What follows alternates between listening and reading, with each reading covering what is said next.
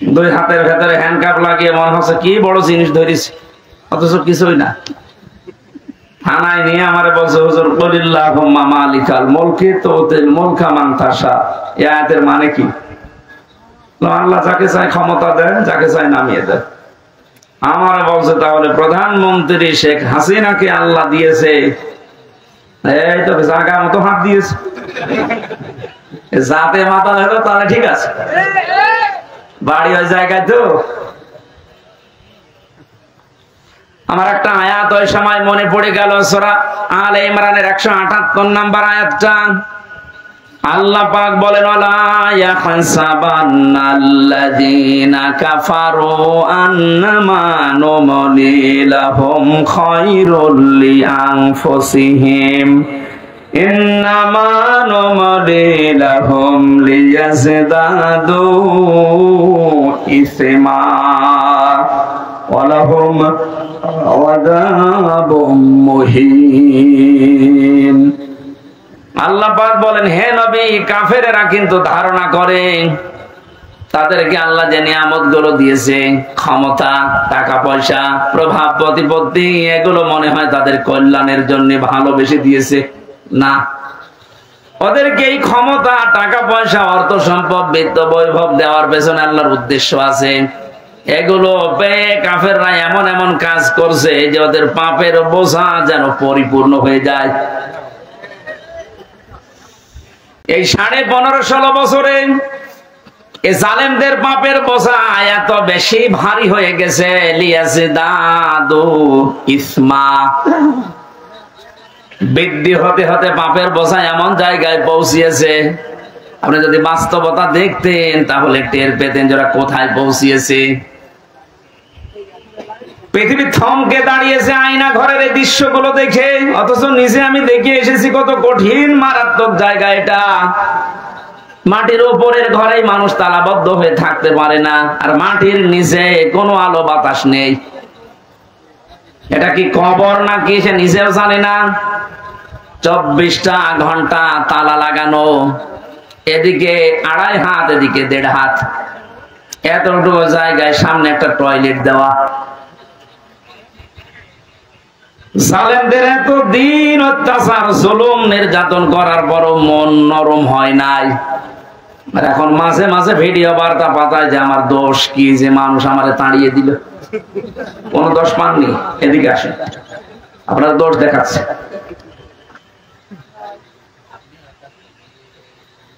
আয়না ঘরের সাথে যারা সম্পৃক্ত, আমার মনে হয় একটাকেও আল্লাহ কোনদিন ক্ষমা করার কথা না।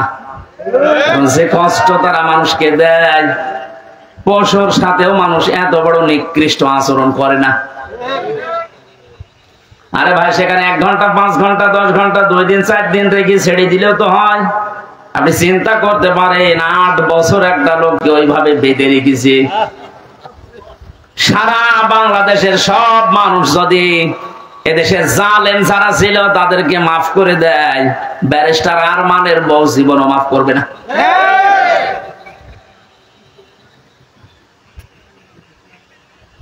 আপনি এখনো পর্যন্ত জালেমের সাফাই গান, এখনো পর্যন্ত জালেমের পক্ষে স্ট্যাটাস দেন, তাদের পক্ষে কথা বলেন, আপনার বিবেকের উপরে কুকুরে পোশাক করেছে।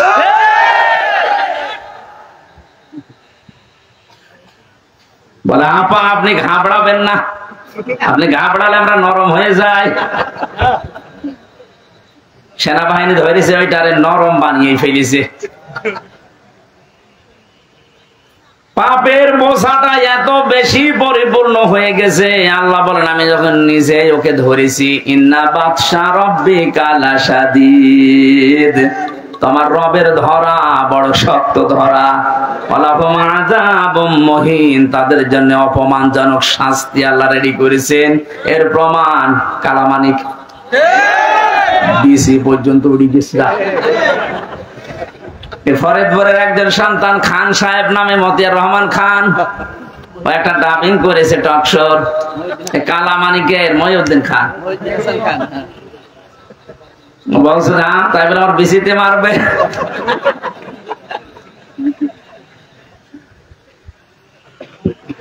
আর কত অপমান করবে আল্লাহ আপনারে। আমি তো বাস্তবে আয়াতটা দেখতে পাচ্ছি, আযাবুম মুহিন, অপমানজনক শাস্তি আল্লাহ তাদেরকে যে দেবে, আল্লাহ কিন্তু আরম্ভ করে দিয়েছে। এখানে ছোটখাটো জালেম যারা আছে, আজকে অনেক ছোটখাটো জালেমরা বলছে আমরা আর এই জুলুমের দলে নেই, আমরা পরিবর্তন হয়ে ফিরে আসলাম। এখনো সময় আছে, আসেন তাড়াতাড়ি, নাতে মরণের ঘন্টা বেজে গেলে কিন্তু আর তওবা কবুল হবে না। কারণ জালেমদেরকে আল্লাহ এত বেশি ঘৃণা করেন। আল্লাহু লা ইয়াহদিল কওমাজ জালিমিন, আল্লাহ বলেন জালেমদের আমি হেদায়েত দিচ্ছি না, দেব না। ইয়াহদি এটা মোসারে বর্তমান ভবিষ্যৎ, প্রেজেন্ট ফিউচার। জালেম যারা পৃথিবীতে, জালেমের কোনো হেদায়েত নসিব হবে না, এখন হচ্ছে না, কিয়ামত পর্যন্ত আল্লাহ জালেমদের হেদায়েত দেবে না। এদের প্রতি আল্লাহর এত বেশি রাগ হয়ে যায়, ফেরাউনও কিন্তু শেষ। ও বলেছিল আন্নাহু লা ইলাহা ইল্লাল্লাহ, বলতে পারে না। আপনি তাফসিরে দেখবেন, ও যখন একবার পানির নিচে যাচ্ছিল, আবার উপরে ভেসে ওঠে, পানি খেতে খেতে পেট মোটা হয়ে গেছে। তখন ও বলেছিল আন্নাহু লা ইলাহা ইল্লাল্লাহ বলতে যাবে, জিবরাইল এসে মুখের উপরে কাদা লাগিয়ে দিয়েছে। যত মানুষকে জুলুম, অত্যাচার, নির্যাতন, স্বৈরাচারী কায়দায় কষ্ট দিয়েছো, তোমার এই কষ্টের সাথে হাজার হাজার মানুষের চোখের পানি লেগে আছে। তোর এখন আর তওবা কবুল হবে না, তোর মুখ দিয়ে আল্লাহর ওই কালেমা এখন আর বের হবে না, তোকে আমি রেখে দিলাম, যা। আল-আনা ওয়াকাদ আসাইতা ক্বাবলু ওয়া কুনতা মিনাল মুফসিদিন, এখন স্বীকার করছো যে আমি ভালো হয়ে গেলাম, এখন বলছো আমি তওবা করছি না, আজকে আর হবে না, এর পূর্বে তুই স্বৈরাচারী ছিলি। এজন্য স্বৈরাচার যারা, ফ্যাসাদ যারা সৃষ্টি করে, জমিন যারা বিশৃঙ্খলা তৈরি করার চেষ্টা চালায়, আল্লাহ পাকের হেদায়েত থেকে তারা চিরবঞ্চিত হয়ে যায়। ফেরাউনের জীবনী পড়ার পরে আমি লেডি ফেরাউনকেও মিলিয়েছি, সবগুলো খাপের খাপ মিলে যায়। ফেরাউন ক্ষমতা নেওয়ার পরে 4টা কাজ করেছিল ওর বন্ধু হামানের কথা মতো। এই পৃথিবীতে বহু ফেরাউন যারা আছে, সে পুরুষ হোক আর লেডি হোক, এই মানুষগুলো দেখলাম এই 4টা কাজই হাতে নিয়েছে। হাজার হাজার বছর আগে ফেরাউন ওই সময় প্রথমে ক্ষমতা পেয়ে এই কাজ চালু করেছিল যে আসমানি কিতাবের শিক্ষা রাখা যাবে না। আমি যেটা দাবি করতে চাই, এই দাবি যদি আমি পূরণ করতে সক্ষম হতে চাই, তাহলে আসমানি কিতাবের আলোচনা চলবে না। কারণ দাবি করার চেষ্টা চালিয়েছিল আনা রব্বুকুমুল আ'লা, আমি সব চাইতে বড় রব, আমার উপরে আর কিছু চলবে না। ওটা আরবিতে বলেছিল, এটা মাতৃভাষায় বাংলাতে অনেকেই বলছে আমার উপরে আর কেউ নেই, বেশি ঝামেলা করবা সব বন্ধ করে দেব, এরকম কথা বলতো না? কথা বলেন না কেন? এই কথাটা আপনি আরবি করেন তো, ফেরাউনের কথার সাথে পুরো মিলে যায়। প্রথমেই হাত দিয়েছিল শিক্ষা ব্যবস্থায়, আসমানি কিতাবের শিক্ষা থাকবে না। এই 15.5 বছরের ভেতরে এমন জায়গায় আমরা দেখলাম আসমানি কিতাবের শিক্ষা প্রায় পুরাপুরি মিটিয়ে ফেলেছে। গত পরশুদিন দেখলাম মাদ্রাসা ইসলাম শিক্ষা পড়াচ্ছে এক হিন্দু। চিন্তা করতে পারে কোথায় পৌঁছিয়েছে? মাদ্রাসা ইসলাম শিক্ষা যদি একটা হিন্দু পড়ায়, বাকিগুলোর অবস্থা কি? দেশটা কোথায় পৌঁছিয়েছে যে জাতীয় মসজিদের ইমাম পর্যন্ত পালিয়েছে।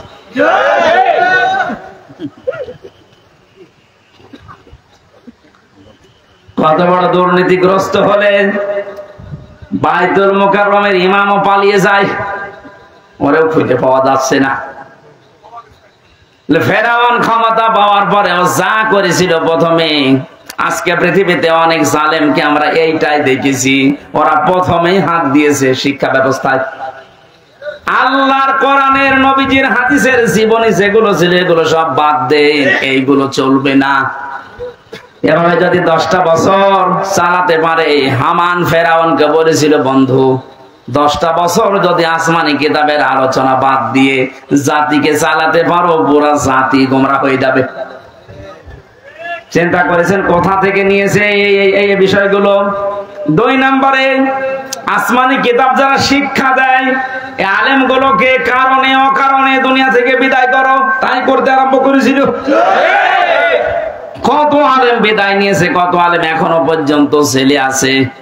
আপনি আমারটাই ধরেন তো, কোন কারণে আপনি 3টা বছর আমাকে আটকে রাখলেন? এখন তো আমি নিরপরাধ বলে খালাস পেয়ে গেলাম, আমার কোনো দোষ পাইনি। আমার তো উচিত হবে যারা আমার মামলার মাদারীপুরের এই লোকটা সহ যত মানুষ আমার মামলার সাথে জড়িত, প্রত্যেককে এখন উল্টা করে বিনা কারণে একটা মানুষকে কষ্ট দিলেন, আপনাদেরকেও মামলা দিয়ে এভাবে কষ্ট দেওয়া লাগবে। ফরিদপুরের যে ছেলেটা জঙ্গি মামলায় আন্দাজে আটকে রেখেছে, তার ভাই কিছুক্ষণ আগে আমার বলছিল, হুজুর এই কথাটা তুলে ধরেন, সারা বাংলাদেশে জানান। শুধু আমার ভাইয়ের মতো না, হাজারো মানুষ যারা বিনা কারণে মিথ্যা মামলা নিয়ে জেলে আছে, 2 বছর 5 বছর 10 বছর, এই ছেলেটা শুনলাম প্রায় 9-10 বছর জেলে আছে এখন। আপনাদের এলাকায় বাড়ি, হ্যাঁ, এই যে না ভাতিজা, তার বড় ভাই ফরিদ, ফরিদপুরে বাড়ি ফরিদ, আমার সামনে বিল্ডিং এ ছিল, মাঝে মাঝে হাত মারত।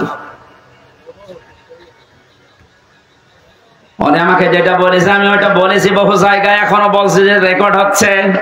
এই দেশে 1 লাখের উপরে মানুষ এখন জেলখানায় আছে। আমার মনে হয় 100 জনের প্রায় 70 জনই কিছু জানি না। আমি যেটা দেখেছিলাম নিজে, একটা কিচ্ছু জানে না, প্রতিহিংসার বশবর্তী হয়ে ক্ষমতার অপব্যবহার করে মানুষের কাছ থেকে অবৈধভাবে টাকা ইনকাম করার জন্য ওরা এই কাজগুলো করেছে। আমার বাড়ি থেকে নিয়ে এসেছে, আমি 2 তলার উপরে ঘুমাচ্ছিলাম, আমার ওখান থেকে নিয়ে এসে অমুক জায়গা থেকে ওনারা গ্রেফতার করেছে, অথচ পুরা মিথ্যা কথা। আমার মামলায় লিখে লিখে দিয়েছে ওনারা পেয়েছি অমুক জায়গায়, অথচ নিয়ে আসলো বাড়ি থেকে। আমার বাড়ির প্রায় 150-200 মানুষ, সব সাক্ষী। এমন এমন মানুষকে সাক্ষী বানিয়েছে, জীবনে তাদের নাম শোনা দূরের কথা, কোনোদিন চোখেও দেখি নাই। আন্দাজে তারা সাক্ষী দেবে বলে আমার বিশ্বাস হয় না, কারণ তাদের আমিও চিনি না, তারাও আমাকে চিনি না। ধরার পরেই বেকার বেকার আমার বাবাকে বলছে 10 লাখ টাকা দেন, নাই তো 50টা মামলা দেবো আপনার ছেলের নামে। কোথায় পৌঁছিয়েছিল দেখেছেন? দেশটা মগের মূল্য বানিয়ে ফেলেছে। আমার বাবা তো গ্রাম্য মানুষ, ভয়ে রিমান্ডের যে নাম শুনেছে যে পিটাবে, শেষ পর্যন্ত 8 লাখ টাকা দিয়ে দিয়েছে। এই মামলা যেদিন খারিজ হয়ে গেল, ওই দিন আমি কল দিয়েছিলাম মামলার আয়ুকে। আমি এতদিন ওরে স্যার বলতাম, ও এখন উল্টো করে আমারে স্যার বলছে। হুজুর কান্নাকাটি করছিল, হুজুর মাফ করে দিন। কিসের মাফ? আগে ওই 10 লাখ টাকা ফেরত দে।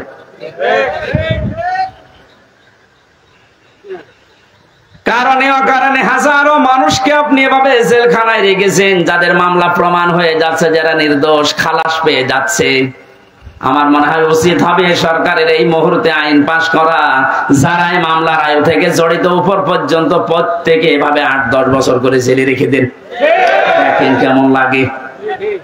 একটা মানুষ যদি পরিবারের যে মেন, সে যদি জেলে থাকে, তার পরিবারটা সে শুধু নষ্ট হয় না, তার পরিবারও শেষ। আমার 2টা মেয়ে, আমার স্ত্রী, আমার মা বাবা, আর তো কেউ নেই। আমার বাবা বৃদ্ধ, আমি নিজে শুধু ইনকাম করার মতো আমার একটা ব্যবসা ছিল কাপড়ের, সেটাও ধ্বংস হয়ে গেছে। আপনি সব কিছু নষ্ট করে দিলেন। 3টা বছর কি কষ্ট দিয়েছেন বাড়ির মানুষকে। প্রতি মাসে মাসে জেলখানায় টাকা পাঠাও, মামলার পেছনে খরচ করতে করতে আমার বাবা নিঃস্ব হয়ে গেছে। আর মানুষ হচ্ছে এত সিটার বাটপা। এই গ্রাম্য মানুষটার কাছে যে বলতো আপনার ছেলেকে আমরা বের করে দেব, 5 লাখ টাকা দেন। ওদের জমি বিক্রি করে বলতো ভাই তাড়াতাড়ি করেন। শেষে 2-1 মাস 3 মাস ঘোরার পরে বলতো পারলাম না, টাকা ফেরত দেন, টাকা খরচ হয়ে গেছে। এভাবে একটা মামলা 30 বার যদি হাইকোর্টে তোলা হয়, আপনি কত টাকা খরচ হয় হিসাব করেন। এই জন্য বলছে যারা এভাবে মামলা দিয়েছেন, মিথ্যা মামলা যেগুলো প্রমাণ হচ্ছে না, এরা কিছু জানে না। 2 বছর 5 বছর 10 বছর পরে খালাস পেয়ে যাচ্ছে বেকসুর, তার মানে ওর অপরাধ আপনি পাননি। কথা বলেন না কেন? আদালত কোন অপরাধ প্রমাণ করতে পারেনি, এই জন্য তো খালাস দিয়েছে। সুতরাং আশা করবো যারা এর সাথে জড়িত এদের বিরুদ্ধে আজ আমরা মামলা দিয়ে এদেরকেও 3 বছর জেল খাটাবো। দেখ আপনি, আপনার ছেলে মেয়ে নষ্ট হয়ে যাবে, আপনার বউ নষ্ট হয়ে যাবে। আরমান আজমি, আমান আজমির বউ পর্যন্ত চলে গেছে, অন্য জায়গায় বিয়ে করেছে। আপনি চিন্তা করতে পারেন, কারণ সে তো জানতো না যে আমার স্বামী বেঁচে আছে কিনা, এ মহিলারও কোনো দোষ নেই। কিন্তু ব্যারিস্টার আরমানের স্ত্রীটা 8 বছর পর্যন্ত টিকে ছিল, সেও তো জানতো না আমার স্বামী বেঁচে আছে না মারা গেছে। কত বড় কঠিন হৃদয়ের মানুষ আপনি ছিলেন। আপনি সব জানতেন যে ওকে কোথায় কোথায় রেখেছি। কত কান্নাকাটি করেছে ইলিয়াস, ইলিয়াস আলীর স্ত্রী, তার সন্তান এসে। এত বড় অভিনয় করলেন কি করে? ইলিয়াসের মেয়েটার মাথায় হাত দিয়ে বলছে তোমার বাবা কোথায় আছে আমি খোঁজ করে দেখবো, অথচ তখন মারা হয়ে গেছে তারে। এইরকম অভিনয় করে আপনি পার পেয়ে গেলেন দুনিয়ার মানুষের সামনে। আমি এই জন্য বলছিলাম বাংলার 18 কোটি মানুষ আপনাকে মাফ করে দিলেও ব্যারিস্টার আরমানের ইলিয়াস আলীর বউ আপনাকে মাফ করবে না। আমার 3 বছরে আমার বউ আপনাকে মাফ করবে না।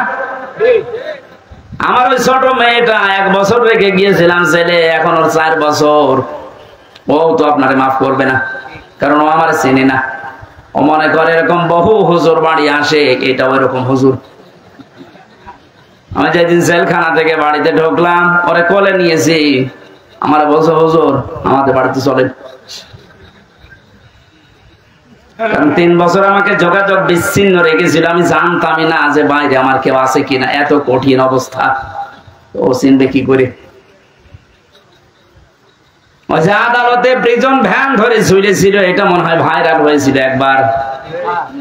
এই দৃশ্যগুলো দেখে এনএসআই যিনি প্রধান ছিলেন ওই সময়, গোয়েন্দা বিভাগের যারা দায়িত্বে ছিল, এসবি স্পেশাল ব্রাঞ্চের, তারা পর্যন্ত, ডিআইজি নাফিউল স্যার পর্যন্ত কান্না করেছে যে না, এটা মেনে নেওয়া যায় না।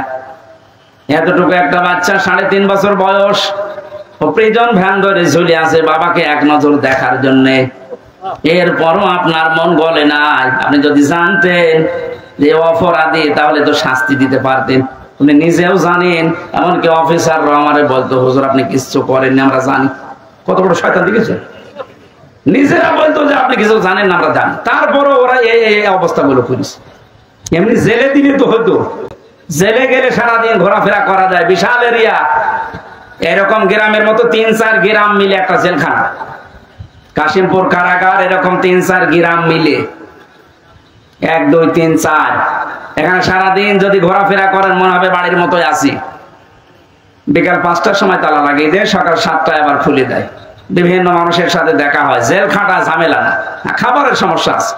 কিন্তু আমাদের আর মাওলানা মামুনুল হককে যা করেছে, 24 ঘন্টা ফাঁসির কন্ডেম সেলের ভেতরে তালাবদ্ধ রাখে।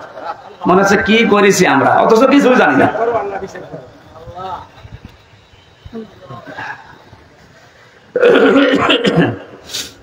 আমি আযাবুম মুহিনের কথা বলছিলাম। জালেমরা মনে করে আল্লাহ আমাদেরকে ভালোবেসে ক্ষমতায় রেখেছে। ওই যে ওসি সাহেব যেটা মনে করেছিল, আল্লাহকে ভালোবেসে মহব্বত করে কল্যাণের জন্য ওদের ক্ষমতা দেয় না। ওদের পাপ যেন পরিপূর্ণ হয়ে যায়, এই জন্য আল্লাহ দিয়ে রাখে। আমার মনে হয় খাপের খাপ এই আয়াতটা ওদের সাথে মিলিয়েও গিয়েছে। যখনই পরিপূর্ণ হয়ে গেছে, এত বড় বড় দল বাংলাদেশে 17 বছর বহু চেষ্টা করেছে, চুল পরিমাণ নড়াতে পারে নাই। অথচ মাত্র কিছু ছাত্র, আমার মনে হয় আল্লাহ এদেরকে আবাবিল পাখির মতো ব্যবহার করেছে। কারণ পাপ পরিপূর্ণ হয়ে গেছে, এখন আবাবিল পাখির মতো ব্যবহার করে জালেমদেরকে এমন ভাবে অপমান করেছে। দোয়া করছি মুসাফির অবস্থায়, মাজলুম অবস্থায়, অসুস্থ অবস্থায় বলছি, কারণ জেল থেকে বের হয়ে আমি এখনো পর্যন্ত স্বাভাবিক না। ওরা যা খাওয়াতো আমাদেরকে, বেঁচে থাকা দায়। মাওলানা মামুনুল হক না থাকলে আমি আরো কষ্ট পেতাম। ওনার একটা গরম করার বাটি ছিল, মাঝে মাঝে উনি গরম করে আমাদেরকে খাওয়াতো। তাছাড়া যে খাবার দেয় 10,000 মানুষের, ও খাবার খাওয়া যায়। ডাকাত যারা চায় 27 বছর জেল খাটতেছে, সুইডেন আসলাম কয়েকদিন আগে বের হয়েছে না? এটা সঠিক কিনা? এরপরে ড্যান্সার রাসও ছিল গোপালগঞ্জের, ভয়ঙ্কর তাজ ছিল টাঙ্গাইলের নাসির বের হয়েছে। এই মানুষগুলো আমাদের উপর দ্বারা ছিল। এদের এরা 27 বছর জেল খেটেছে, কিন্তু একটু আরামে ছিল। ওদের ভিআইপি তো, ওরা ভেতরে থাকার পরও বাইরে ওদের রাজত্ব চলতো। এই কারণে কোনো অভাব ছিল না। এক এক মাসে ওদের 8-10 লাখ 20 লাখ টাকা খরচ, আর আমাদের 20 লাখ 10,000 টাকা বাড়ি থেকে পাঠাতে আমার আব্বা। যেখানে 20 লাখ খরচ করে একটা লোক, সেখানে 10,000 টাকায় হালে পানি নেবে? এদের কষ্টটা আরো বেশি দিত। টাকা আনতে পারিস না, টাকা আনবো কি করে? আর কি ওর মতো বাম হাতের ইনকাম আছে?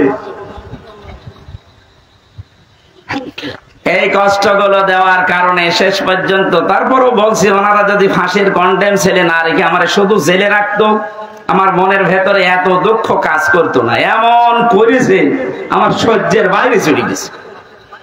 আমার মা, বাবা, স্ত্রী আর সন্তান, এদের ছাড়া কাউকে দেখা করতে দেবে না। তাও এরা যদি 3 মাস পরে একবার যেত, 9টা না 10টা গোয়েন্দা বিভাগ থেকে রিপোর্ট লাগবে যে হ্যাঁ এটা মা বাবা। কেন আমি বলে দিচ্ছি যে ছবি দেখে এটা আমার মা বাবা হবে না, 9-10টা গোয়েন্দা বিভাগ খবর নেবে। তার মানে ও খবর নিতে 8-10 ঘন্টা শেষ। কুষ্টিয়া থেকে কাশিমপুর কারাগার গাজীপুরে যাওয়া আসা করতে 7 দিন লাগে। আর আমাদেরকে আত্মীয় স্বজন ওখানে আছে। কি করলেন আপনি বলেন তো? আর এখন বলেন আমি কি করেছি, কি করেছি আপনি টের পান না। এই জানেন জুলুম যারা করেছেন তারা তো আমাদের মামলার আসামি শুধু না, আপনারা আল্লাহর মামলার আসামি। ইন্নামাস সাবিলু আলাল্লাযিনা ইয়াজলিমুনান নাস, সূরা শুরার 42 নম্বর আয়াত। আল্লাহ বলেন আমি নিজে জালেমদের বিরুদ্ধে মামলা দেব। তাহলে জালেমরা মামলার আসামি কার? যারা আল্লাহর মামলার আসামি, আপনি তাদের সাপোর্ট করেন না? তো শুধু সামি আনান নিছে। আল্লাহ তুমি আমাদেরকে যে কষ্ট জালেমদের মাধ্যমে দিয়েছো, আমরাও এখন মুসাফির অবস্থায়, মাজলুম অবস্থায়, অসুস্থ অবস্থায় দোয়া করছি কিয়ামতের আগে যেন জালেম চেয়ারে আর কোনোদিন বসতে না পারে। দরকার হয় গরু ছাগল দিয়ে চলুক, তারপর কোন জালেমকে আমরা আর দেখতে চাই না। কথা বলেন ঠিক কিনা? এক জালেম বিদায় নেওয়ার পরে আরো কোন মানুষ যদি এসে এখানে জুলুম করে, তাদেরও দাঁত ভাঙা জবাব দেশের মানুষ দেবে ইনশাআল্লাহ। এই জন্য কোন জালেম যেন জুলুম করার সাহস না পায়, এটা বোঝার তৌফিক আল্লাহ দেশের মানুষকে যেন দান করেন, আমিন। দরুদ সালাম পাঠ করার মাধ্যমে আমাদের আজকের আলোচনার বিষয় শান্তির ঘর। কি বললাম? বাংলাদেশটাকে একটা ঘর মনে করেন, এটাকে শান্তি দিয়ে পরিপূর্ণ করার জন্য কি লাগবে? সূরা ইউনূসের এই 25 নম্বর আয়াতে আল্লাহ আমাদেরকে সেটা শুনিয়েছেন। আল্লাহর কথা শুনি আমরা ওইভাবে দেশটা সাজাবো, পুরা দেশটাকে আল্লাহ শান্তি দিয়ে পরিপূর্ণ করে দেবেন ইনশাআল্লাহ। কোরআনে কারীম থেকে পড়েন, আউযু বিল্লাহি মিনাশ শাইতানির রাজীম, বিসমিল্লাহির রহমানির রহিম,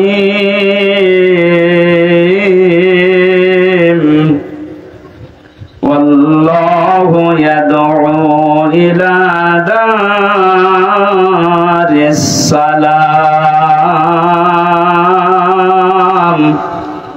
ওয়া ইয়াহদি মান ইয়াশাউ ইলা সিরাতিম মুস্তাকিম,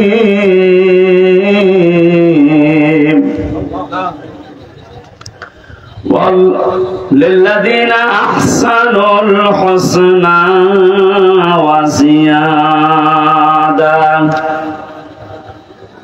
আপনাদের কষ্ট হয়ে যাচ্ছে?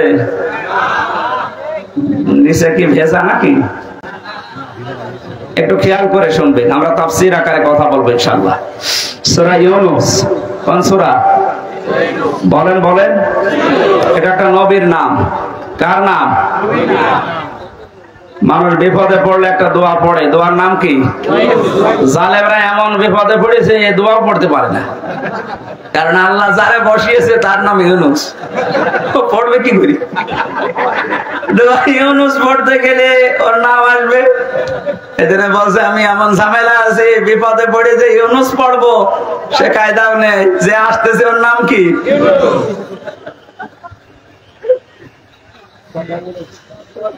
সূরা ইউনূসের একটা মাত্র আয়াত আর একটা আয়াতের খণ্ড বিশেষ আমরা পড়েছি। এটা 10 নাম্বার সূরা কোরআনে কারিমের, মক্কায় নাযিল হয়েছে। আয়াত আছে 109টা, রুকু আছে 11টা। 25 নাম্বার আর 26 নাম্বার আয়াতের প্রথম অংশটা আমার আলোচনার বিষয়। আজকে আমি কোরআন দিয়ে সাজিয়েছি, এটা শান্তির ঘর। কিসের ঘর? ঘরটা যদি শান্তির হয়, এই পৃথিবীর মানুষের হায়াত বেড়ে যাবে। এই যে আমরা পুরুষ মানুষ যারা আছি, বাইরের জীবন থেকে যখন সাংসারিক জীবনে আসি, ঘরটা যদি শান্তির ঘর হয়, আল্লাহ পাক আমাদেরকে ওই দোয়াও শিখিয়েছেন যে আমার কাছে এই দোয়াটা করো, রব্বানা হাবলানা মিন আজওয়াজিনা ওয়া যুররিয়াতিনা কুররাতা আ'য়ুনি ওয়াজআলনা লিল মুত্তাকিনা ইমামা। আল্লাহ পাক বলেন, বান্দারা আমার কাছে বল, হে আমাদের রব, তুমি আমাদেরকে বউ দাও, সন্তানাদি দাও, এমন সন্তান এমন স্ত্রী আমাদের কপালে তুমি তৈরি করে দাও যেগুলো দেখলে আমাদের চোখ শীতল হয়ে যায়। ফরিদপুরবাসী এমন বউ দরকার যে বউ দেখলে আমাদের চোখ শীতল হয়ে যায়, অন্যদিকে আমাদের মন আর না যায়। বউ শুধু সুন্দরী হলে এটা হবে তা না, বউকে দিনদার হওয়া লাগবে। এই পৃথিবীর ময়দানে যত কর্মে যত কঠিন কাজ আছে, বাইরের জীবনের সব শক্ত কাজগুলো করে যখন মানুষ বাড়িতে আসবে, ঘরে প্রবেশ করার সঙ্গে সঙ্গে স্ত্রীর মাধ্যমে আল্লাহ একটা আলাদা শান্তি পুরুষকে দেবে। আমিন আয়াতিহি আন খালাকাকুম মিন আজওয়াজিকুম লিতাসকুনু ইলাইহা ওয়া জাআলা বাইনাকুম মাওয়াদ্দাতা ওয়া রাহমা। আয়াতের ব্যাখ্যা বিশ্লেষণ এইটাই বলে। এইজন্য মানুষ কাবা শরীফ যখন তাওয়াফ করে, প্রত্যেকটা চক্কর দেওয়ার সময় আমি দেখেছি রুকনি ইয়ামিনী থেকে শুরু করে হজরে আসওয়াদ, এই জায়গাটা পার হওয়ার সময় লক্ষ লক্ষ মানুষেরা পড়তে থাকে রব্বানা আতিনা ফিদ দুনিয়া হাসানা। হে আল্লাহ, দুনিয়ায় হাসানা দাও। তাফসীর হাক্কানিতে দেখেছি দুনিয়ার হাসানা প্রধানত 3টা। 1 নম্বরে শান্তির ঘর, ওই ঘরটা শান্তির ঘর যে ঘরের ভেতরে ইসলাম আছে, যে ঘরের মেয়ে লোক সন্তানগুলো ইসলাম মেনে চলে। বাইরের জীবন থেকে আসার পরে ঘরটা আল্লাহ এমন শান্তি পরিপূর্ণ করে রাখে, বাইরের যত ক্লান্তি শ্রান্তি সব আল্লাহ ঘরে প্রবেশ করলে দূর করে দেয়। এই যে রাতের বেলা এখন বাড়ি রাস্তা দিয়ে যাওয়ার সময় কত রকমের ভয়, কিন্তু ঘরে প্রবেশ করলে একটা আলাদা শান্তি আল্লাহ তৈরি করে দেয়। আল্লাহ রাব্বুল আলামিন বলেন, আমার ইসলামের একটা ঘর আছে, এই ঘরটা পরিপূর্ণ করা শান্তি দিয়ে। এই ঘর যদি কেউ শান্তি দিয়ে পরিপূর্ণ করে নিতে চায়, কমপক্ষে 16টা বিষয় দুনিয়াতে টাকা মানা লাগবে। আল্লাহ এই ঘরের দিকে আমাদেরকে আহ্বান জানাচ্ছেন, আল্লাহু ইয়াদউ ইলা দারিস সালাম। আল্লাহ তোমাদেরকে ডাকতেছেন শান্তির ঘরের দিকে। আল্লাহ যে ঘরের দিকে ডাকে, ঘর কিসের ঘর বলেন তো? আর জোরে বলেন। ঘর বানাতে হলে আমরা কয়েকটা জিনিস পাই, এদিকে তাকান। 1 নম্বরে পৃথিবীতে যত ঘর আমরা দেখতে পাই, ঘরের 4টা খুঁটি লাগে। খুঁটি না হলে, পিলার না হলে ঘর তুলতে পারবেন? প্রথমে খুঁটি লাগবে।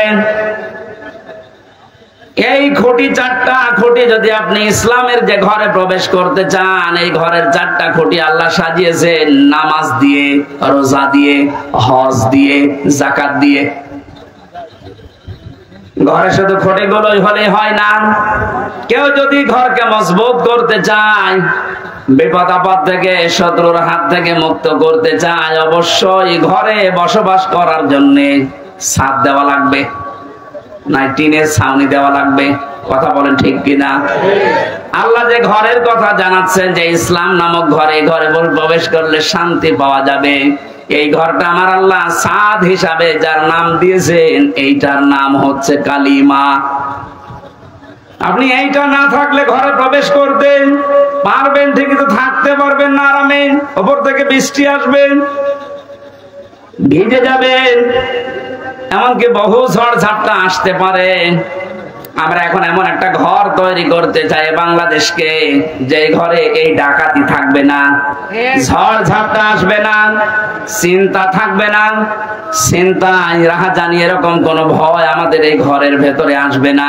ওরা ৫৬,০০০ বর্গ মাইল আমরা একটা ঘর বানাতে চাই। কথা বলেন ঠিক কিনা? এটা বানাতে হলে আল্লাহ পাক যে নিয়ম নীতিগুলো দিয়েছে, এইগুলো আমাদের দেশে এখন কাজে লাগান। ডক্টর মোহাম্মদ ইউনূস করবেন কিনা জানি না। এই যে নামাজের জন্য আমরা অনেকে দাওয়াত দিয়ে বেড়াই, নামাজ দাওয়াত দেওয়ার বিষয় না, নামাজ রাষ্ট্রীয়ভাবে কায়েম করার বিষয়। কোরআনে কারীম জানিয়েছে, আল্লাযীনা ইম্মাক্কান্নাহুম ফিল আরদি আকামুস সালাহ ওয়া আতাবুজ যাকাতা ওয়া আমারু বিল মা'রুফি ওয়া নাহাউ আনিল মুনকার ওয়া লিল্লাহি আকিবাতুল উমুর। আল্লাহ বলেন, আমি কোন মুমিনকে যদি রাষ্ট্র ক্ষমতায় বসাই, ক্ষমতা পাওয়ার পরে তার কাজ হবে নামাজের বিল সমাজে জারি করা। যদিও 1 মাস 2 দিন হয়ে গেল, এখনো পর্যন্ত আমরা এটা পাইনি। তাহলে এমন মানুষকে এখানে পাঠাতে হবে যে মানুষগুলো এসে আল্লাহর কোরআনের এই কথাটা পালন করবে। কথা বলেন না কেন? এটা যদি রাজনীতি মনে করে আপনি চলে যান, আপনার কপালে আগুন লাগবে। এটা হামজা বানাচ্ছে না, আল্লাহ বানিয়ে দিয়েছে। শান্তির ঘর তৈরি করতে হলে মাস্ট বি নামাজ রাষ্ট্রীয় ভাবে নিয়ে আসা লাগবে। হয়তো আমি দাওয়াতি কাজ করে সলিমদ্দি ভাই কলিমদ্দি ভাই নামাজ পড়তে যাই, এভাবে দাওয়াতি কাজ করে কয়জন আসবে? এটা আইন পাশের বিষয়। আল্লাহ এমন একটা শান্তির ঘর তৈরি করে দিতে চান। ঢাকা বিশ্ববিদ্যালয় এখন যিনি ভিসি, উনি ইমামতির যোগ্যতা রাখেন, উনি নিজে ছাত্রদেরকে সাথে নিয়ে নামাজ আদায় করাচ্ছে। আজকে আমি একটা সিভিল সার্জনের ভিডিও দেখলাম, এটা জেনারেল মানুষ, কোরআনে কারীম এমন মধুর কণ্ঠে কারি আব্দুল বাসিদের মতো তেলাওয়াত করছে, জীবনটা জুড়িয়ে যাচ্ছে। আমরা যে বলেছিলাম বাংলাদেশে ১৬২৮ জন মানুষ দায়িত্বে আছে, আমরা সবাই এরকম কোরআনওয়ালা মানুষ চাই। ঢাকা বিশ্ববিদ্যালয়ের ভিসির মতো বাংলাদেশের যত বিশ্ববিদ্যালয় আছে, প্রতিটি বিশ্ববিদ্যালয়ে এরকম ভিসি দেখতে চাই, যারা নিজেরা ছাত্র ছাত্রীদেরকে নিয়ে ইমামতি করার যোগ্যতা রাখে। একটা ভিসি যদি ওখানে ইমাম হয়, হলের প্রভোস্ট যিনি যদি ইমাম হয়, তার আন্ডারে যতগুলো মানুষ থাকবে তারা যদি তার ইমামতিতে নামাজ পড়ে, কোনদিন সিট বাণিজ্য হবে না, খাদ্যের জন্য কোনদিন বাণিজ্য করা হবে না। 1 মাস 2 দিনের রিপোর্ট আজকে দেখেছেন, শুধুমাত্র জালেমরা বিদায় নেওয়ার কারণে যে সমস্ত হলগুলোতে ভর্তুকি দেওয়া লাগতো, খাবারের সমস্যা ছিল, লস হতো, এই খাবারের হোটেলগুলোর মালিক এখন হলের যারা দায়িত্বে আছে, ওরা বলছে আমাদের আর লস হচ্ছে না। সুবহানাল্লাহ বলতে পারেন না? এতটুকু বৈষম্য দূর করার পরে যদি স্বাভাবিক অবস্থায় ফিরে আসে, এখন যে জালেম গুলো চেয়ারে বসে আছে এগুলোকে নামান, বিশেষ করে চুপ্পু মিয়াকে। কথা বলছে না কেন? জালেমদের থাকাকালীন একে নিয়োগ দেওয়া, চুপ্পু মিয়াকে তাড়াতাড়ি নামান। একে দিয়ে কিন্তু মাঝে মাঝে একটা ইস্যু তৈরি করে ক্রু করার চেষ্টা চালাবে জালেমরা, কারণ জালেমরা তো বসে নেই, বিভিন্ন জায়গায় যে ওরা কিন্তু কাজ চালিয়ে যাচ্ছে এখনো। কয়েকদিন আগে আমি সিঙ্গাপুরে গিয়েছিলাম, এখান থেকে যে জালেমরা পালিয়েছে ওখানে আমি জুলুমের বিরুদ্ধে বক্তব্য দেওয়ার কারণে ওই দেশের পররাষ্ট্র মন্ত্রণালয় নালিশ দিয়েছে আমার নামে। বলছে ওনার দেশে মামলা আছে, আর উনি এসে এই দেশে বক্তব্য দিল। ওই দেশে যারা দায়িত্বে আছে ওরা খোঁজ খবর নিয়ে এই 2-3 দিন আগে যেহেতু মামলাটা ডিসমিস হয়ে গেছে, ওরা বিপদে আছে। আরে বেটা, ওরে আদালত থেকে তো বেকসুর খালাস দিয়েছে, ওর কোনো দোষ নেই, তুই বেকার ওর নামে উল্টা পাল্টা করে আমার কাছে নালিশ দিলি। ও দেশটা তো আমাদের মতো হুসুকে বাঙালি না, ওরা খোঁজ খবর নিয়ে দেখতে পেয়েছে জামিনের অপরাধ। যারা নালিশ দিয়েছে নালিশ পাঠিয়ে এখন থাকার খবর আছে। নিজের পায়ে নিচে কোড়াল মারছেন। বাইরে বসে বসে যে মানুষগুলো ষড়যন্ত্র করছে, এদের জন্য একটা কাজ, এই ঝামেলাটা রয়ে গেছে, যেহেতু ওদের নিয়োগ দেওয়া এটা যেন আহ্বান জানাবো খুব তাড়াতাড়ি এই 1628টা চেয়ার থেকে এদেরকে নামিয়ে এতদিন যারা বৈষম্যের শিকার হয়েছে তাদেরকে চেয়ার গুলোতে বসান। এইটার জন্য ছেলেরা জীবন দিয়ে গেছে। কালেমাটা আমাদের যদি সাদ হিসাবে আমরা তৈরি করতে না পারি দেশে, কালেমা মানে কি? লা ইলাহা ইল্লাল্লাহু মুহাম্মাদুর রাসূলুল্লাহ। এটা একটা বাক্য, এটা বাস্তবে যদি আমরা নিয়ে যেতে না পারি, আমাদের যে ঘর বানাবে ঘরটা কিন্তু বসবাসের উপযুক্ত হবে না। ঘর বানিয়ে ছাদ দিলে শুধু চারিদিকে 4টা খুঁটি দিলে হয় না, বেড়া দেওয়া লাগে, ঘরের বেড়া দেওয়া লাগে না, দেওয়াল দেওয়া লাগে। আল্লাহ পাক যে ঘরের দিকে ডাকতেছে, শান্তির ঘর যদি আমরা বানাতে চাই, এ ঘরের বেড়া হিসাবে প্রথমে আপনাকে সৎ কাজগুলো রাষ্ট্রীয়ভাবে জারি করা লাগবে। অন্যায় কাজগুলো এগুলো রাষ্ট্রীয়ভাবে আইন পাশ করে নিষিদ্ধ করা লাগবে। এটা যদি রাষ্ট্রীয়ভাবে নিষিদ্ধ হতো, বাংলাদেশের বহু ব্রিজের এই অবৈধ টোল গুলো বন্ধ হয়ে যেত। এটা বন্ধ হয়েছিল 5 তারিখের পর কিছু কিছু, আবার জালেমারা অনেকে বিভিন্ন কায়দা এটা আরম্ভ করছে কিছু মুনাফিকের নাম দিয়ে। আমার কথার অর্থ বোঝেন? অনেক মুনাফিক এখন কিন্তু মাঠে নেমে পড়েছে। অল্প কিছু অত্যাচারের শিকার যারা হয়েছিল তারা এখন সুযোগের সদ্ব্যবহার করছে। আবার ওইগুলো জারি করে আবার বৈষম্য তৈরি করা, আবার সংস্কারকে ধ্বংস করে দিয়ে রাষ্ট্র সংস্কারের জন্য তারা দাবি তুলে জীবন দিয়ে গেল। এখন যদি আপনি আবার রাষ্ট্রের ভেতরে ভেজাল বাঁধান, আপনাকে আবার আমাদের সংস্কার করা লাগবে। যেন আমরা বেড়া দিতে চাই, এমন বেড়া যে বেড়া থাকলে কোনোদিন বেড়া টপকিয়ে ঘরের মানুষকে আক্রমণ করতে পারবে না বাইরের লোক। সৎ কাজের আদেশগুলো এটা সোনা মধু করার বিষয়, এটা আইন পাশের বিষয়।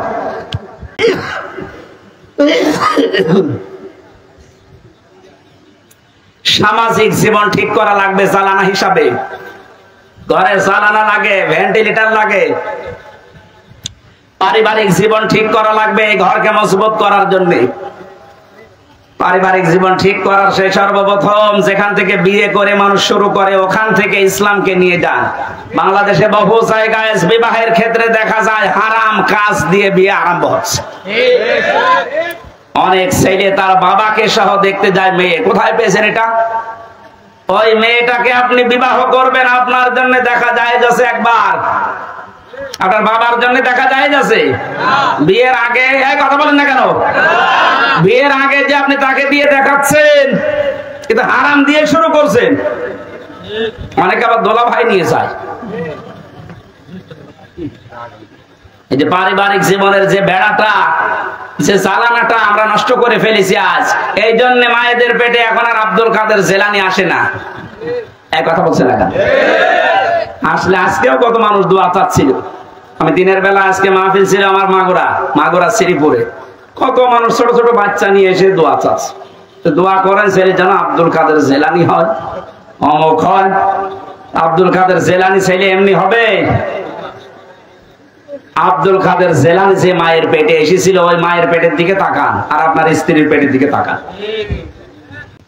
এর পেট তো পরিমরির চাইতে খারাপ। কথা বলেন?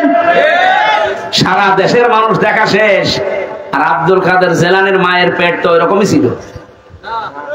ওনার জীবনে পড়তে গিয়ে পেয়েছি, মাকে একদিন জিজ্ঞাসা করছে, মা আমাকে পেটে রাখা অবস্থায় তুমি কোনো হারাম কাজ করেছিলে? মা তো মন খারাপ করে ফেলেছে।